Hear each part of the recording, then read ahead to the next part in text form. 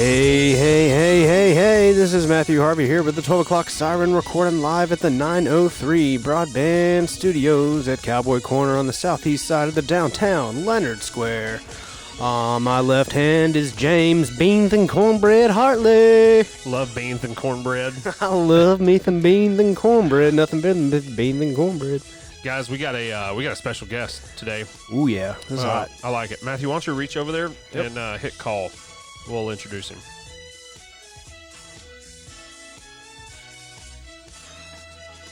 Our last guest got a really good kick out of this one, too. He was really excited. Yeah. Hello. John Pugs. Can you hear me? Yeah, I can hear you. Can you hear me? Yeah, you sound great. Oh, that's awesome, man. You sound great. It sounds like my just graduating high school, hearing your voice live. Well, yeah. Well, I hope those were good memories because they were hard years. Man, I'm going to tell you, we're going to introduce you here in a second, but we are actually doing back-to-back podcasts tonight, and our previous guest, he said, who do y'all have on? And we told him, and he flipped out because he was like, man, I never missed that show. He was working around Plano back in the 2000s. He was like, I'm definitely tuning into that one. So he was like, lit up. He lit up. Oh, man, that's nice because, you know, it's a 50-50 proposition. So it's nice that he fell on the good side. That's true. Hey, I'm here with my buddy Matthew Harvey, who was also a listener of the show back in the day. Absolutely. How you doing, Pugs? Matt Harvey. That name sounds familiar. Yes, sir. We used to be Facebook friends, I believe. Ah, well, there you go. Well, good to see you again. Yeah, absolutely, and I really appreciate having you on here. It is a blast from the past for sure. James was in high school when we were both listening to you guys, and I was just out of high school. You were his awkwardly older male friend. Yes, that is correct. You guys used to play catch in the driveway shirtless all the time, didn't you? No, he took me to my first. Well, how do I say this? We keep this a little family friendly around here, but you know, we're a man who goes on his 18th birthday. You know? Oh yeah. Now wait a second. Top golf is where he took me. Yeah. Yeah. Of course. Yeah, but you know, when you don't know, when you look up to your friend because he's a couple years older, he's been around the world, right? And he says, "Hey, we need to go here." You expect it to be good, but he took us to the worst Top Golf that you could go to. It was terrible. Yeah. It was all pitching wedges. Yeah. Where was it? Where is the worst? We might say it was Pandora's Tee Box. Yeah.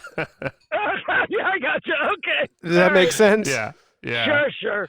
Back in some old industrial area. Yeah. With gravel parking lot and there were also shirtless about people. A block away. Yeah. Right next to the payday cash loans. Yeah. Yeah. I've been to a few. Man, so James, give him a proper introduction here. Yes, this is Pugs of the Pugs and Kelly Show down here in Dallas. What it started out as what, live 105.3, or was it Talk That Rocks first when you were doing it? I think it was originally the Talk That Rock. No, wait a second. It was something else, wasn't it? Well, there was a Young Country back in the day. Yeah, that's it. It was So it was Young Country, and then it became the Talk That Rocks. Then it became the Talk That Rocks Texas. Then it became. Then they went in a totally different direction, and they called it Free FM. Right. Yeah. And then after Free FM, that was when a guy by the name of Gavin Spittle got involved, and he pushed for a rebranding, and we had this short-lived live 105.3 moniker. But yeah, it went through a lot of different name changes. Sure. You were there for a while, though, right? No, yeah, about 13 years. Well, actually, I think it was more like 13 years in Dallas, 10 years there. Wow. Yeah. So when did you get there? Oh, wow. You know, it's we arrived in Dallas the first flight that was allowed after 9/11. Oh, wow. We were on in Dallas. We had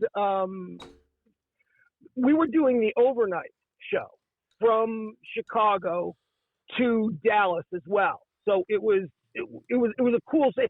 They had built a studio for us. We had wanted. I had always wanted to be, a coast-to-coast syndicated overnight talk show host. I just always thought that there was something really cool and edgy and mysterious about, talking to strangers at 3 a.m. Was that kind of like Lycus did that, right? Well, I did Lycus do overnights. I think of the big guy back at that time was Art Bell, and I was trying to do something different than Art Bell. I was trying to do what the Pugs and Kelly Show became, which was a lifestyle show based on chemistry. Right. I didn't want to do anything divisive, ranty, angry. I wanted it to be fun, and I wanted to be sort of open to everybody. So that's how we started. The plan was we were going to try and do an overnight syndicated show, and Dallas blew out a team called Ron and Don, and we were asked to abort the original plan, which was to see how many stations we could cobble together, and did we just want to move and do middays in Dallas full time? And we jumped at the chance. We thought, yeah, that's great. Talk about a clean slate. We had never been to Dallas. We had no real knowledge outside of Kennedy and football. And it was just, that's like a kid in a candy store. You can reinvent. You can be whatever you want, Right. You can.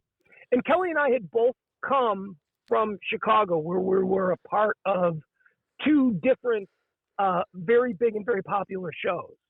So this was really an opportunity for us to not be the guy from the Kevin Matthews Show, who I was, or not be the girl from the Danny Bonaducci Show, who Kelly was. Okay. Well, I was going to ask about that because I really don't know your background prior to Dallas.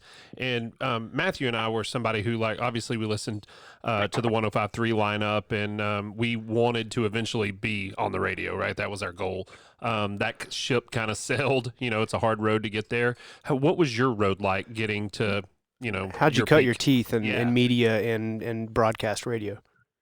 Well, there was a guy here growing up in Chicago named Steve Dahl, and if you ever Wikipedia'd him, he's sort of the original. He's the guy that Howard Stern based his early act on. So he was this real influential guy, and his entire show for 4 hours a day for 20 years was just him talking to his friends, and he was funny, and they got into trouble, and he's considered the original shock jock. So Kelly and I both grew up on that show, and through our different paths, we ended up at that station, at the biggest, hottest station in Chicago. We were both competing producers on different shows. And I left to go work at an alternative rock station. This was a talk station. This was an FM edgy talk station with, we played very little rock, but mostly it was just people talking. I left in the late 90s when alternative radio first started to become a thing. And I went to work at the alternative station in Chicago, a station called Q101. And Kelly stayed at the Loop working with these big personalities. And I was with my first wife. She wasn't my wife at the time. And we were driving, and I was listening to the show that Kelly was on. And they had a trivia contest, and randomly I won the trivia contest. Which is really something you're not supposed to do if you work in radio. You're not supposed to call other people's radio shows and be on the air. Right. But she knew it was me. She screened me, and she's like, "Pugs?" And I'm like, "Yeah." She's like, "What are you doing?" I don't know. Can we do this? Is this legal? Can you win? And I'm like, "Well, I don't work for this company, so why can't I win?" Yeah, absolutely. But it was funny. She said, "Okay, I'll put you on hold," and I. Long story short, I went on the air just and was totally straight. I didn't say, "Hey, it's Pugs from Q101." I was John from the South Suburbs who won these Ray Romano tickets. But when they put me back on hold to get my information to send me the tickets, Kelly said, "Oh my God, this is so weird. I've been thinking about contacting you. Do you want to talk tomorrow?" And I said, "Sure." And we talked the next day, and she said, "Look," she's like, I got a chance to put a show together here, and I want to do it with you. You're really funny on Q101, and, we work together here. Would you want to do something?" And it wasn't my show on the alternative station. So I was like, well, hell yeah, this will be my show. This will be us.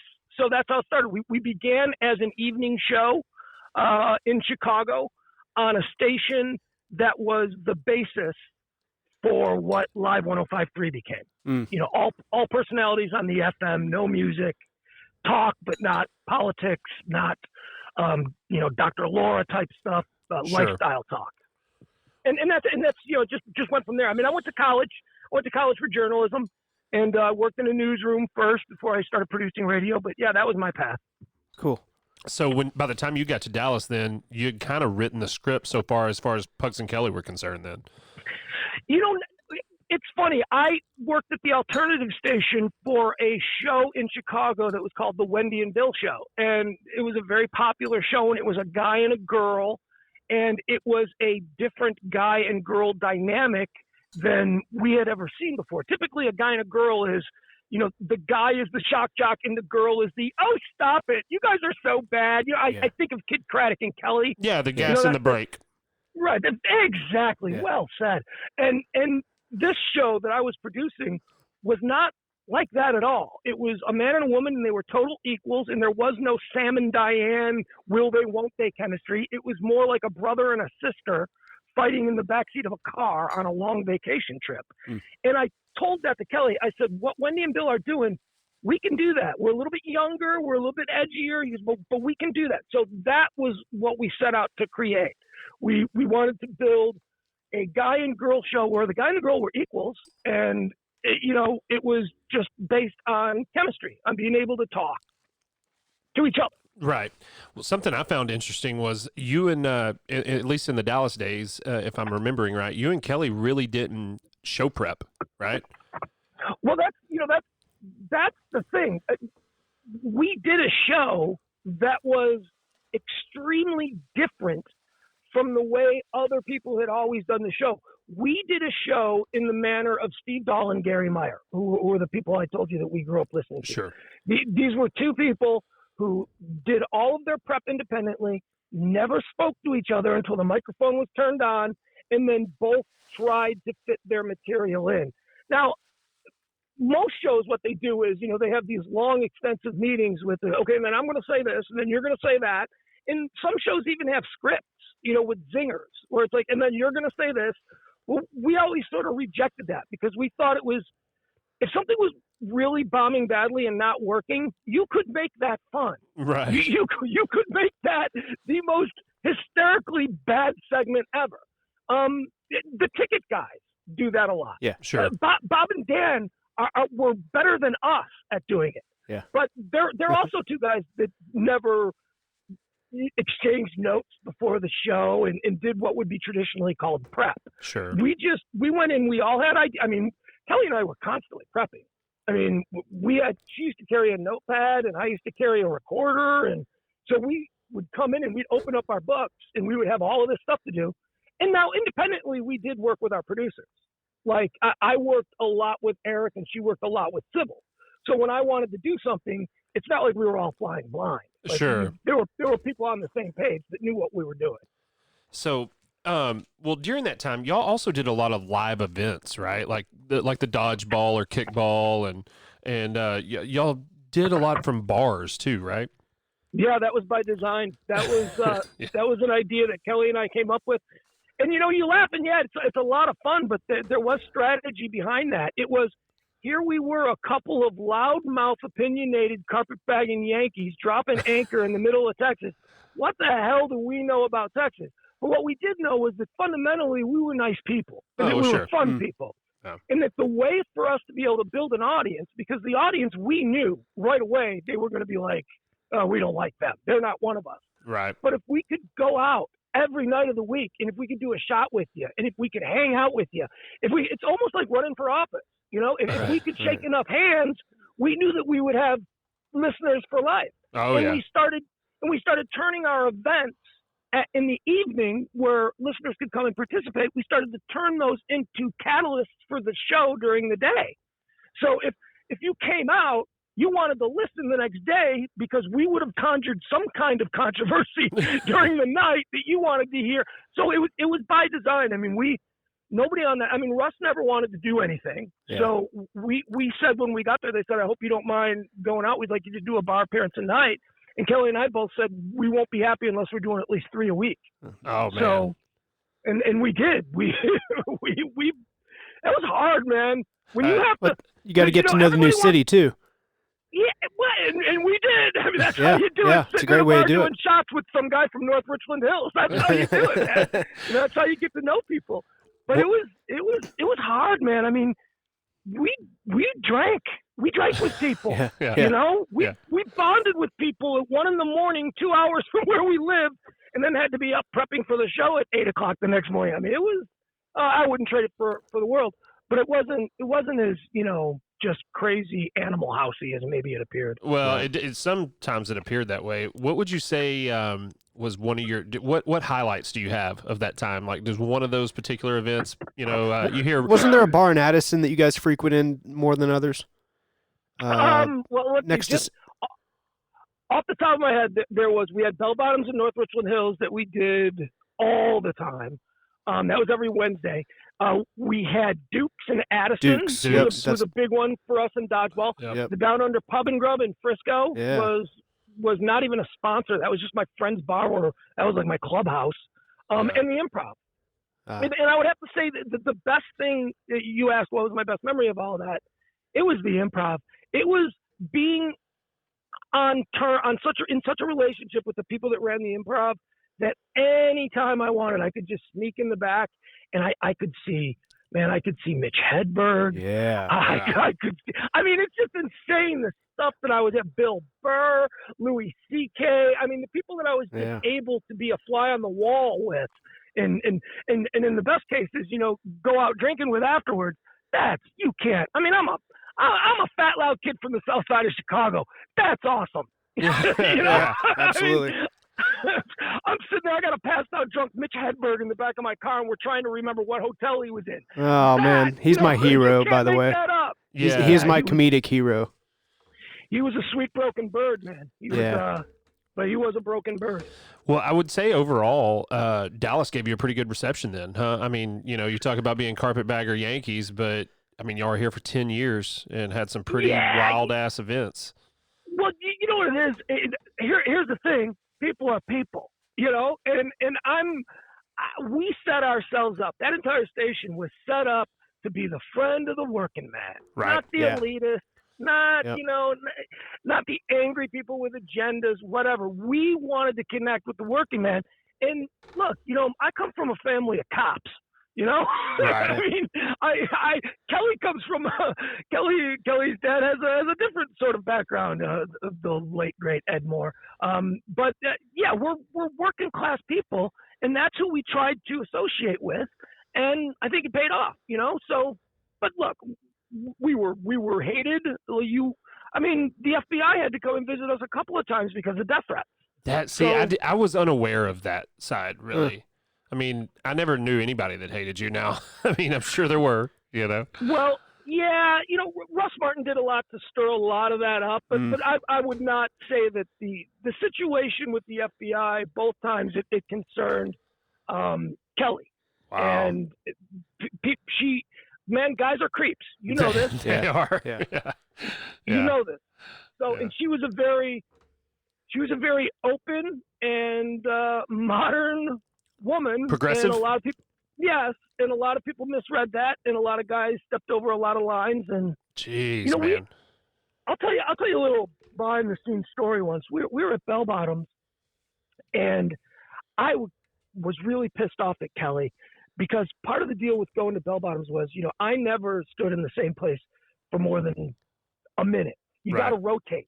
You got to say, because people are looking at you. Got to say hi to the people who are looking at you. I mean, that place is packed, and these are listeners. Sure. So you got to have a little fun. And I would get pissed because Kelly wouldn't rotate, and I made her cry. I yelled at her, and she cried. You know, she was the girl in the bathroom crying that every bar has. And she went outside, and she was sitting there, and other people were around her. And I said, "Go away, go away." And we sat there and we talked. And you know what she said to me? She said, "Pugs, it's not the same for me. I'm a girl.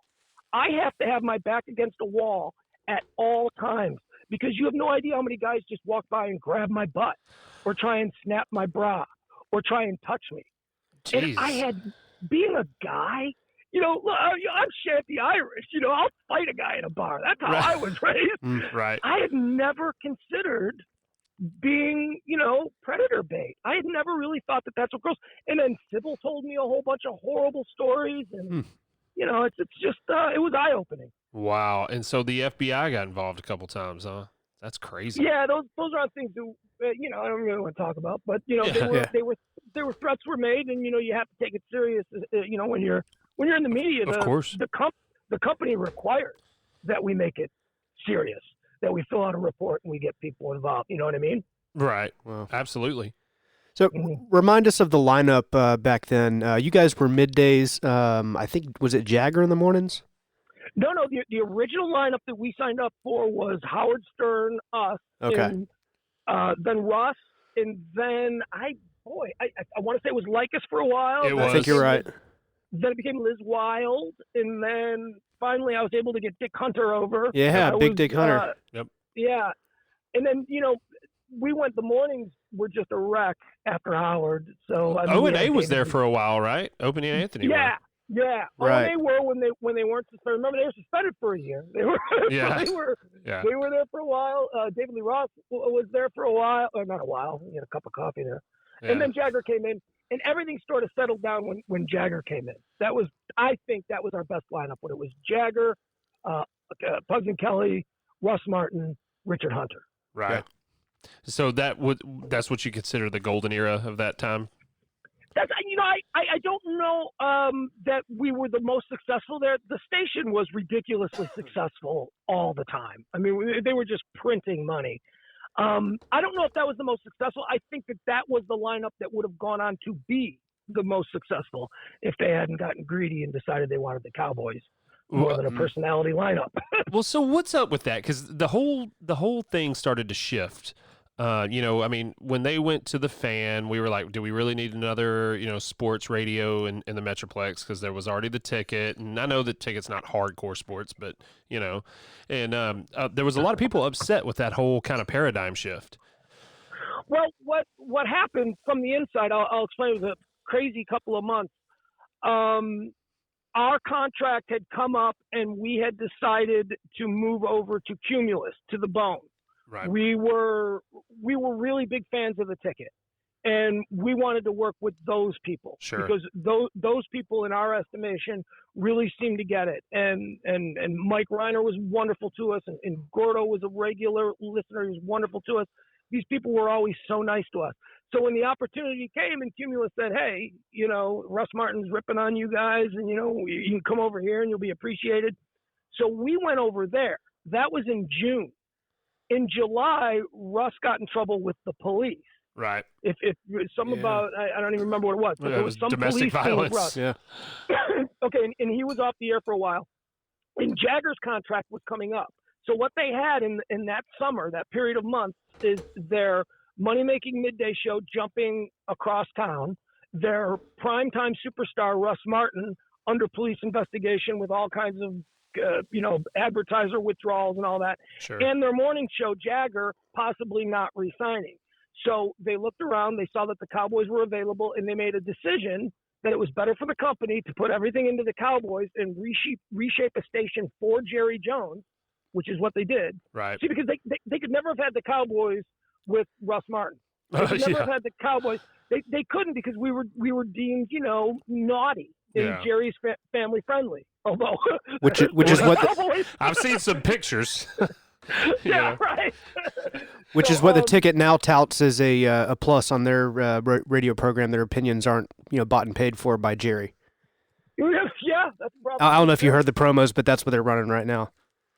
No, I don't get a chance to listen to the Ticket as much as I once did.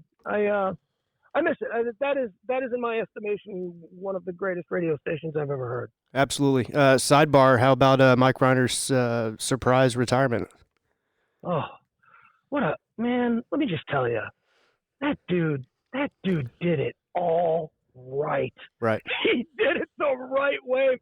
He looks great. Have you seen any of his videos? Oh yeah. He's posting up. Oh yeah. He's not just let himself go and waiting to die. He's got another chapter in his life. He's totally thrown himself into the whole music thing, reinventing himself. As he did this Dylan critique on Twitter, where Dylan's new album. He reviewed Dylan's new album. It was amazing. I mean, the guy is a hero to me, anyway, professionally, and as a person in real life. don't be fooled by that old gray wolf thing. That's a nice man. Oh, yeah. That's a good dude. I worked 2 years for the ticket and promotions, and one of the best conversations I ever had was with him out at Lone Star Park talking about Steely Dan. He probably treated you like a normal person Oh, when yeah. you were shaking in your boots. Oh, yeah. Right? Yeah, well, yeah, I was somewhat, intimidated, of course, but, oh, yeah, he Yeah. treated me like a normal person, and it was awesome. I mean, Man, every experience I ever had with him was great. That is rare for radio. I mean, if you worked at the ticket, you've probably seen a couple of tantrums. Oh, yeah. I mean, not everybody there is great. There are people there who have problems, but radio is a business anchored in one's ego. And Right. unfortunately, the sport in the corporate end of radio is to squash egos. So there's always a lot of bad people. There's a lot of mean people. Did you come across a lot of divas in your time in radio? Oh God, yeah. Well, like I said, where Kelly and I started, we started at a radio station that is ground zero for the $1 million talent. We were on a station in the mid '90s where everybody on the air was making over $1 million a year. This is the mid '90s. These are guys who 10 years ago were making $5 million a year. Oh my gosh. This was limousines everywhere. Our afternoon guy had a nationally syndicated TV show. I mean, it was. So we knew about attitude, and we knew about the egos, and Russ was extremely difficult to deal with. That was a guy who was threatened by. I mean, I think Russ when he was on is a brilliant broadcaster, right. but he's a mean guy with an ego that constantly needs to be defended. Yeah. Which is something nobody at that station ever understood. Well, it's funny you say that because I won't name any names here, but I will say that there used to be people that orbited him but weren't directly working with him, and they changed when they started working with him. Yeah. And you can tell like it changed to a let's make sure Russ is happy. Yeah, well, what it is you he's a vacuum. I can't speak for the Eagle stuff. Sure. I have no idea. But I can tell you that at Live 105.3, he, in his little office, in that little structure, that universe that they built was a vacuum. You Right. got sucked into that, and suddenly his behavior seemed normal because that was the behavior that was being coddled to. That was the behavior that was being not encouraged, but Right. certainly not disciplined. Sure. So, yeah, everybody started speaking in the sort of authoritarian ways that he did. And you don't want to hear that coming from an assistant producer. Right. I mean, you just don't. It's like, come on, guys. And everybody at Live 105.3, I thought everybody was safe, right? J.D. Ryan, I always thought was a nice man until my kid died. Russ made fun of it on the air, and J.D. started laughing like it was hysterical. Oh, so, my. That guy can go burn in hell. Wow. Wow. I'll tell you who's aces with me. Chloe. Chloe is one of my favorite people on the planet. Yeah, DJ Chloe. DJ Chloe. I have not seen or spoken to Chloe in a decade, and I hope that he hasn't been spoiled. But that is a genuinely kind soul right there. Yeah, he used to be the I don't know what you call it, like the call screener guy. I called in a couple times to Russ, and he was always super cool. But that's about the extent I know from him. You remember Dan and Tassos? Yeah, They had a little do. spin-off show. Yeah, they did. I remembered that. I also remember them being really mean, like for no reason. Yeah. Like, why are you guys being mean? But see, that was the Russ orbit. You could make waves off of being mean, and so Dan O'Malley, I always thought was a really nice guy, like hard worker, competent, like somebody that in radio I would certainly recommend for positions as he's proven that, like I said, he's competent and decent. Tassos, I didn't know as well. And then something weird happened. I don't know. It just seemed like maybe Dan changed a little. Then he went to work for Russ. Yeah, this was even when he was working for Russ. When I knew him, and he was a nice guy. We had some mutual friends. I was dating a girl that was friends with his girlfriend. But it's a small city. Sure. And gets a little incestuous. People, I always get this. Here's my dilemma, guys. Somebody brings up a name from my past, and I go, "Oh my God, I love that guy. How is he? Oh, really? He fucking hates you." It's like, I'm sorry, I swore. That's again. all right. That's all right. I apologize. But see, that's my dilemma. I'm like, why? Why would he? I don't understand why they would have a problem with me. Well, yeah. but so your show sitting between Jagger and Russ. You're a little bit antagonistic there with Russ, but your relationship with the Jagger show seemed pretty solid. Yeah, they were good people. You know, Jagger was a bit of an enigma. He didn't he wasn't warm and open, and you know, we didn't go out and have burgers after the show. But during all of the station related events, Jagger was always someone you could count on to be a cool presence. You know, oh cool, Jagger's here. You know what I mean? Yeah. Stuff like that. I've been to a couple of parties that he had thrown at his house. He was a nice host, great guy, but I really I didn't really socialize with them all that much. So, sure. But yeah, no problems with Jagger. Seemed like a good dude. Yeah. Yeah. Well, so I know you were an early advocate of the podcast medium, and you saw kind of the change happening before it really happened. What did you see shifting? Like, how did it go? You went over to Cumulus, you were at the Bone, and then things just kind of started changing, right? Is that how the end came, or? Well, the end came, yeah. Well, the Cumulus story is a good one. They hired us. They wanted us to do mornings, and we balked at that. We said we don't really want to do mornings, but we're not going to move for a lateral move. We're not going to move to do middays. Right. You know, I mean, we already got our midday audience. Why would we abandon them and force them to move somewhere else? They may not come. Right. You know, so what we said was, we want to do afternoon drive. We want to go up against Russ Martin. We want to be his direct competition, and we want to work at a station that isn't going to make us hold our tongue. Right. And we were not allowed to fight back against Russ. Right. Which sucks if you've ever been in that position. And he knew it, and he exploited it. And it was just, so we were sent over to Cumulus, and we agreed. Nice contract. We loved it. We thought, hey, this is stage 2 of our time here in Dallas. We'll be there for another 10 years. You know, right. That's what we thought.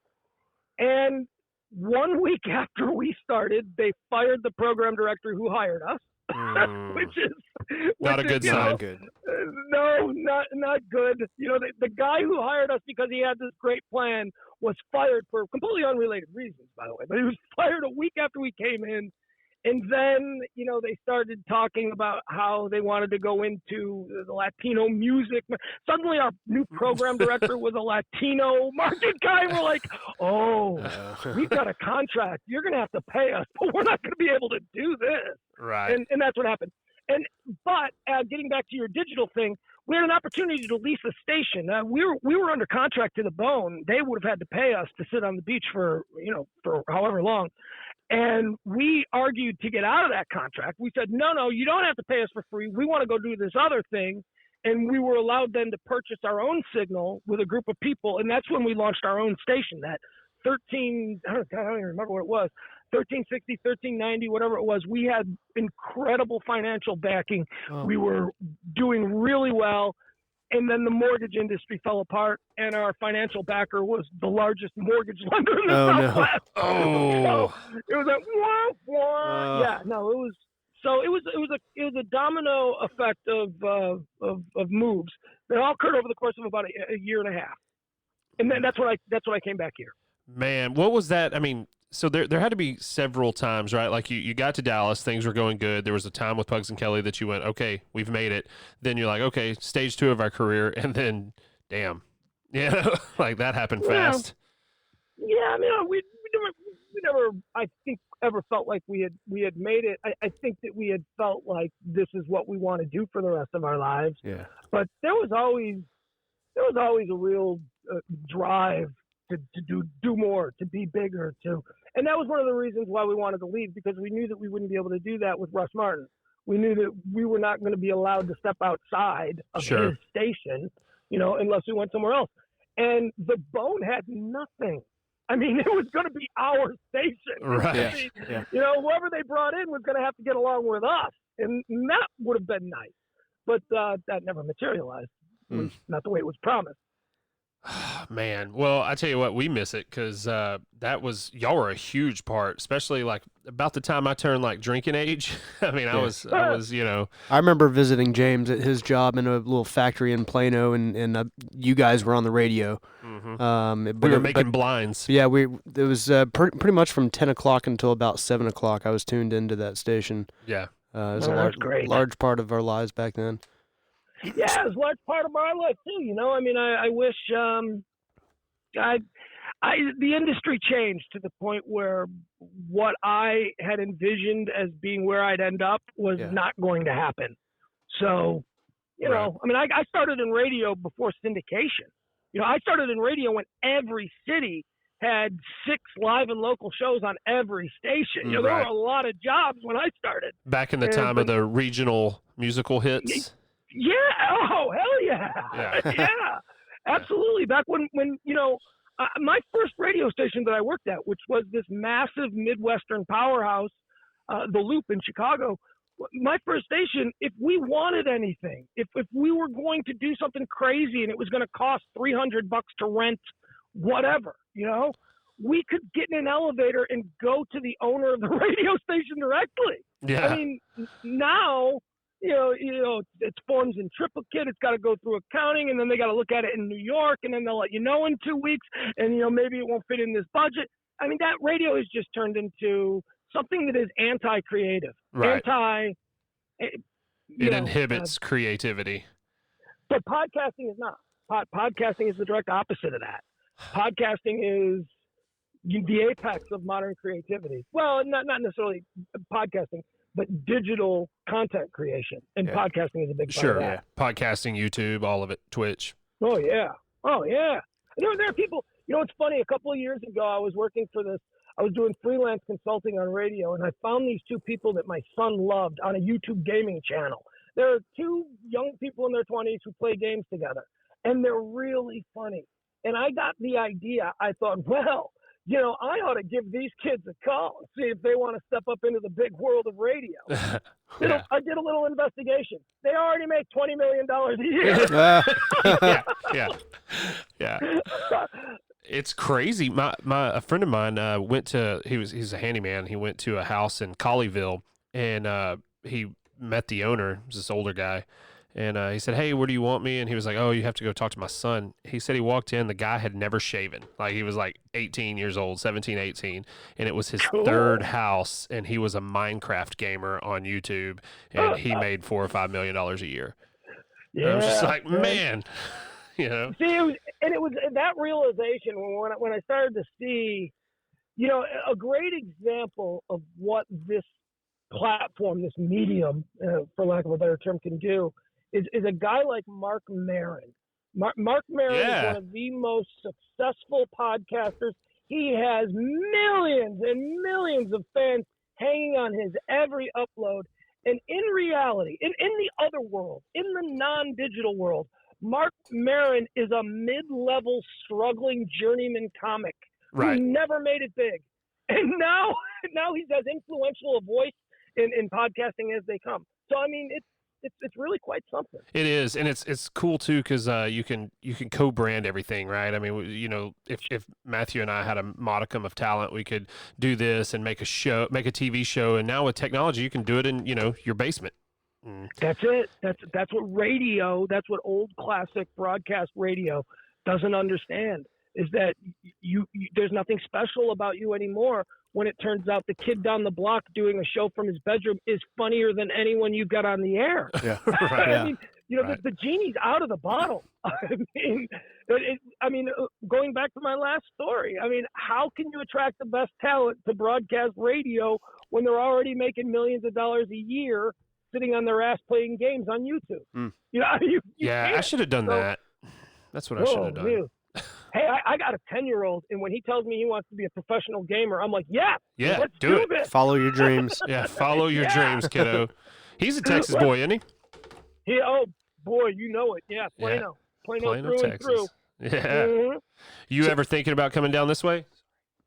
Yeah, I'm currently trying to move down. I mean, what this quarantine has kind of shown me is that there's no reason for me to have to be in any one place over another. Right. So, yeah, I mean, if I could find a job, honestly, at this point, I mean, I do things digitally. Like I have a freelance consulting business that I do. I help people with digital campaigning. I do exclusively nonprofits, so it's not like for commercial entities. It's for Sure. Youth empowerment program is one. A bunch of associations. So I already do that. If I could find a way to continue being able to do that, but just live in Texas, that's what I'm looking for. But short of that, man, I mean, I'm like thinking maybe I just go sell cars at Boardwalk or something. Right. I gotta get back down to my kid. Yeah. No, definitely. Texas is where my heart is. That is where I live. It's where I will die. I'm just killing time in my hometown for the moment. Chicago's a great town, though. We actually talked about it on the last episode. We did. Matthew and I came up there a few years ago, and we would like to make it back. Where did we stay? Allerton? The Allerton. The Allerton on Michigan. Yeah. Is that still there? Dude, of course. That's probably the first hotel ever built. No, I'm kidding. But Iconic. It's old. Yeah. It's historic. Oh my God, the shit that's gone down there. Yeah, that's a cool place. And you know what's the best part about it? 12 hot wings. Yeah. Well, the price. Yeah. It's not crazy expensive. No, we were in our late 20s when we went, so yeah, couldn't afford anything. I mean, when I used to come to town, I used to make frequent trips back to Chicago, and I'd always bring a gang of guys, and more often than not, we'd stay at the Allerton because the rooms were affordable. It's James claims they have location. James claims they have the best hot wings. They did. They had these like hot wings that they served with mango chutney, and they changed my life. Of course, I was drinking a lot at that point. The liver and onions at Harpo's did not change his life. No. Not Harpo's. What's that Oprah place? Man, it was open Oprah's, 24 hours, right? Yeah, a little diner. Yeah, it's right on the corner. Ruby's or something like that. Some little diner. Yeah, I don't know, and I can't vouch for the wings at the Allerton. Matthew and I and another buddy, also named Matt, we had a night there, and we were going to start walking back to the Allerton from wherever bar we were in, and we had been drinking all day. And apparently we walked the wrong way, and we ended up in like Lincoln Park. And I'm not familiar with the geography up there, but as we walked away from our hotel, the bars progressively stayed open later. So we just kept drinking. Yeah. And it was a long night. It was a very long night. Lincoln Park is to Chicago what Uptown is to Dallas. Lincoln Park is where all the moneyed yuppies live, and they have $1 million rehabs, and there's the best restaurants in town, Sure. 5-star Michelin chefs and all that. And yeah, there's a bar every couple of steps, and I believe Lincoln Park stays open until 5 a.m. now. No, that makes sense because it was late. Yeah. Now we also went to Pippin's. To be outside, man. Oh, Pippin's Tavern. Sure, I know Pippin's Tavern. And what's the under? It's like the basement bar. Timothy O'Toole's. Timothy O'Toole. You were on Rush Street. Yeah. You were over Russian Division. Oh yeah, man. That is where every 21-year-old suburbanite, when they come downtown Chicago for the first time, that's where they make memories. That sounds about right. Yeah. That's where I lost memories. That's where I took the hottest shot of Jägermeister I've ever taken in my life. I put it in my mouth, walked directly to the bathroom, and put it in the toilet. Yeah. That didn't even swallow. That neighborhood there is a combination of two very interesting things. It is hot suburban girls who are, not really knowledgeable about where the hot spots are in downtown. Sure. And 50-year-old guys cheating on their wives. Yeah, okay. It's called the Viagra Triangle because there's always some guy my age trying to make it with some 21-year-old girl. She's always arguing with the bouncer because he doesn't want to accept her ID, and then this white knight sweeps. It's that kind of area. So you can have a lot of fun there, and it sounds like you did. We also had the luxury of seeing the Cardinals play the Cubs. Yep. I know you're a Sox guy. Yeah, I'm a Sox guy, but Cardinals are my second team. Oh, I didn't know that. There you go. Yeah. And the Rangers are my third team, which made it really hard, those World Series. Oh, man. Yeah, for everybody. Wasn't harder than it was for me. Yeah. Let me tell you, so if we come back up there, where do we go? Like, if you're showing us a night on the town, Where do we go for like a good meal, a good Chicago meal, and then a cocktail afterwards? Everybody says I want to do the local thing, but that's true. You want to do the local thing. Okay, so yeah, I'll give you the local secret. All right, let's just assume you're staying like at the Allerton in that area. Okay, so the first place I'd send you for dinner is a place called Pequod. Okay. Like the ship in Moby Dick, Pequod. Yep.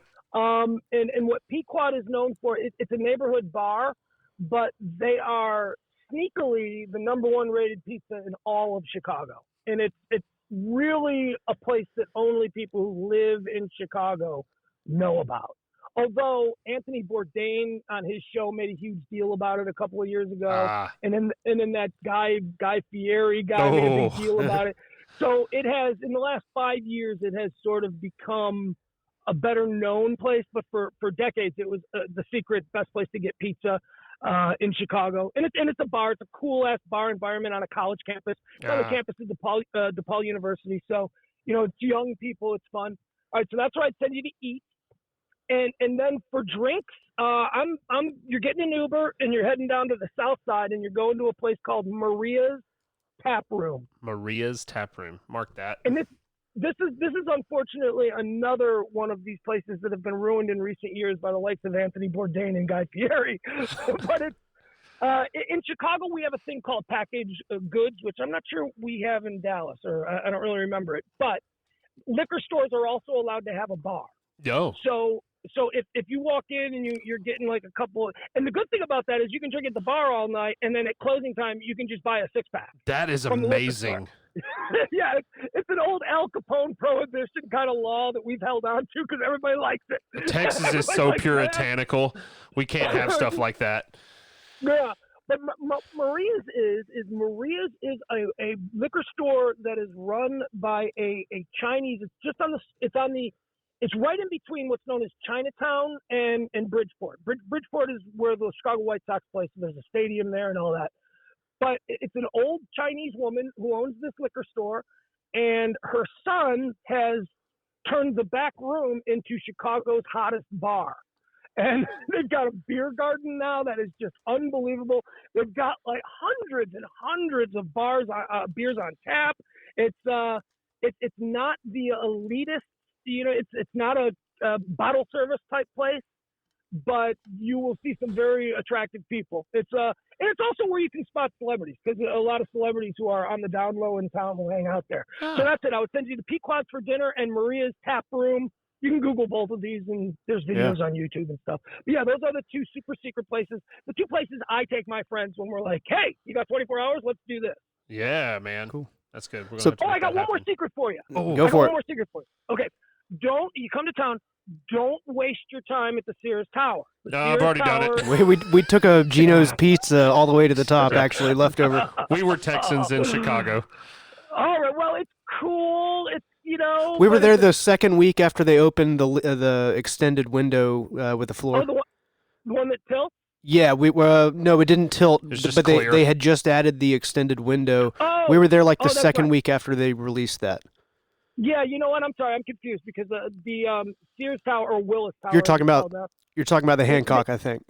Yeah, the Hancock is the secret. Don't go to the Willis/Sears right. Tower. Go to the Hancock.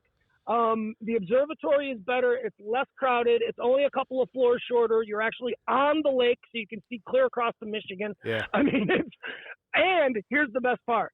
On the 95th floor of the Hancock building is a bar called the Signature Room. You can have a cocktail and just sit by the windows and avoid all the tourists. Man, that sounds kind of bougie. Sounds nice. It's very bougie. But if you're traveling and you're trying to show off the city, you want to have a drink up there. Nice.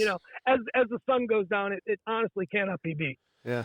So before we wrap up here, you had a segment on the P&K show. I think I mentioned this in text message. The are you smarter than a drunk intern? Is that right? Yes. Or maybe are you drunker than a smart intern? I don't know. Do you know that you texted that to me and I read that, and you know what my first thought was? My first thought was, we did? Well, okay. We have a take on that, and we usually do 5 questions here. We're gonna you're a trivia guy, right? Yeah, sure. Well, we just pulled out. We've got some Trivial Pursuit cards here. We figured we'd pull them out on you and see what you knew. Just see what you know. Instead of our 5-question segment. Yeah. So, all right. Djibouti is the capital of Djibouti. True or false? It's pronounced Djibouti. That's right. It is pronounced Djibouti. I think he knows this one. And Djibouti is the capital of Djibouti. Djibouti is a city. I have no idea what country it's in. So I'm going to say yes, Djibouti is the capital of Djibouti. That is correct. And I actually knew, I feel like I need to cover up. I actually knew that was, but when I see it spelled. It's spelled intimidatingly. Yeah. Because we have a lot, have a lot of friends that deploy to Djibouti. So, all right. In what country was see this? I feel like this is easy. In what country is the hit musical and film Mamma Mia set? A little pause. Man, see, I didn't know this. No, I don't know musicals. But maybe that was just my latent homosexuality coming out. Probably. I don't know. I haven't had a girlfriend in a while, so I'm a little bit. Maybe if I did, I'd be more familiar with these. Look, Mamma Mia, that's an Italian phrase. I don't think that's where it's set. Oh, that's good. I like your reasoning. I like your reasoning. I'll buy that. Let's go with Spain. Oh, close. Greece. Oh! All right. Let's see here. What white substance did Louis Pasteur make safer for us to drink? Milk. Oh, That's yeah. right. Ding, ding, ding. Pasteurization, namesake. That one was unfair. I come from a dairy family. My grandpa ran and owned a dairy. Really? Cool. Yeah. Up there? I worked every summer. I worked on a milk truck. Yeah. That's Do you have a good cow joke? No. Dairy joke? you put me on the spot. Yeah, no, I figured it was worth really a shot. Let's see here. What is another common name for the orca? Come on. What? I just randomly pulled this out. It's terrible.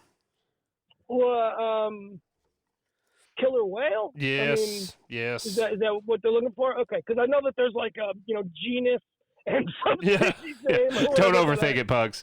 Let's see here. Tybo, the last one. Tybo is a breed of show dog. True or false? And that is false. That's correct. It is a martial arts fitness routine, it says here. That's 4 out of 5. That's 4 out of 5, Pugs. Totally made up by a guy who made it up like on the spot and then went on commercials selling infomercials for his system. And did well. So. Was that Billy Blanks or was that the Billy other guy? Blanks? Yep, you're absolutely correct. Yeah, okay. He was also he was in like some 80s martial arts films back in the day. Yeah. So. Hey, give me more. I like questions. You got more? I got. Oh, boy, I got one for you. To get rid of me. Let's see. What species of tiger is the largest? The Bengal, the Siberian, or the Malayan? That is the Bengal tiger. That is incorrect. The Siberian tiger can weigh up. See how I said it? I said it with such confidence. Though. You did. I was shocked to see Siberian. What else we got here? There you go. Let's see here. Which is not part of the United Arab Emirates? Jordan, Dubai, or Al Fujairah?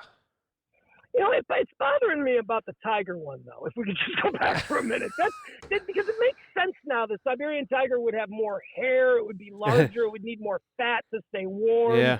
Yeah, I should have thought that through. Jordan? You're correct. I think. Hold on. Yep, you're correct. Matthew? Yeah, because they got a king. They so do. They're not into sharing. No. They're not into being one with another group. No. What nationality is Rembrandt? Well, he's one of the Dutch masters, but what is, if you're Dutch, what is Hollandaise? What is Dutch? You're correct with Dutch. I think Dutch works. You can stop at Dutch. Oh, okay. That's enough. I think I guess that's what you're called. You're Dutch, I guess. Yeah. Oh, here's a good one. I feel like you'll get this. What calendar system preceded the Gregorian? Oh, was thunderous silence there. Okay, so let's unpack this. So Gregorian, that was the influence of the Catholic Church. What existed before the Catholic Church? Grecian? No, and I'm going to tell you it's Julian, and the reason I knew that is because that's the only other calendar I know. Yeah. There you go. Deductive Maybe the reason. Mayan. Yeah. I don't even know if Grecian is a thing. I just said it. In golf. Okay, give me one more. Here we go. Last one. In golf, how many strokes below par constitutes a quote-unquote condor? 2, 4, or 6? Yeah, well, all right, so how many strokes under par? How many strokes below par constitutes Okay. a condor? Man, I do not like golf. I don't know anything about golf, but I'm going to say, since I've never heard of a condor, let's go with 6. It is actually 4. Yeah. But leads me into my next question. Are you still getting an eagle in your backyard? Yes. Oh, dude, I've got 5 eagles now. We just found not a baby because they don't come out when they're babies, but you can tell when they're younger because they're really white. Yeah, Very cool. I've got a bunch of bald eagles in my yard. Awesome. That's awesome. Man, Pugs, we really appreciate it. This has been, this is kind of weird. It came full circle for us because we used to listen to you, and now you're calling in on our humble show. I texted James the other day and said, how cool are we? Or at Yeah. least to us. Yeah, at least to us. So. Well, I'm flattered that you asked. I'm happy to do it. I'm glad you're doing it. I'm glad you're having fun, and anything I can do to help, don't be afraid to text me. Yeah, absolutely, Thank you very much, man. sir. Hey, Pugs, you have a good one, and stay safe out there. Okay, boys, you too. Thanks again, sir. Bye-bye. Thanks. Bye. Be well. Bye. John Pugs of Pugs and Kelly is out. Thank you very much for that one. That was a very cool blast from the past, reminiscent show of an old radio show we used to listen to fresh out of high school and some during high school. I used to listen to them every day without missing a beat. Yeah. Like Monday through Friday, the noontime midday show, that was my jam. Mm-hmm. So anyway, that was really cool for me. Yep. So Big thanks to Pugs, and also big thanks to 903 Broadband for taking care of us and getting this show up and on the air ASAP. yeah, that's all I You got got. anything else there? I don't think so. Thanks to Kev for bringing up some meat stew this evening for our nourishing needs. Yes. We did some back-to-back episodes here, and she took care of us with some dinner. Thanks, Kev. Thanks, Kev. I got a coronavirus joke. All right, go for it. You probably won't get it. Okay. Probably. You know how long Kev looked at me the other day when I said iceberg? No, nobody really gets that off the bat. I'm really glad it took me 2 seconds probably. Yeah. Dad got it pretty quick. Kev did not quite catch that one. No. But that's Don't all right. worry, you're not It the is only one. it is confusing. It is, but But it's people funny. really laugh when they get it. When they do. Icebergs. Iceberg. Oh, unthinkable. Ah. All right, guys. Are we doing anything else? What do we got? That's it. Cool. Give that outro there. All right.